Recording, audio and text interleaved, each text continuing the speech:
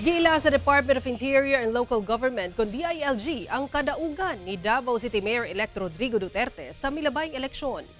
Gibutyag ni DILG Secretary John Vic Remulla nga human giproklama sa COMELEC si kanhi Pangulo Rodrigo Duterte nga maoy midaog nga mayor sa Davao City sa milabayng eleksyon, girecognize sa DILG ang kadaugan niini, ilabi pa nga landslide ang pagkadaog ni Duterte kaysa nakakuha og kapin 600,000 nga boto kontra sa kapin 80,000 nga boto sa kaatbang niini.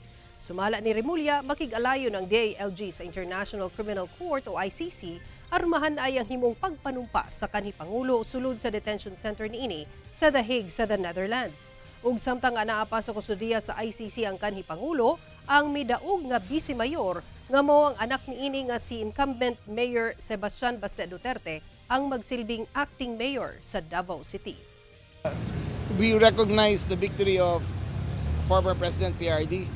Siya ang dineklara ng COMELEC na mayor.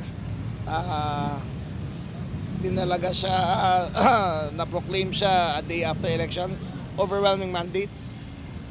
So, we recognize him as the mayor. Ang gagawin ko na lang ay magpapaalam ako sa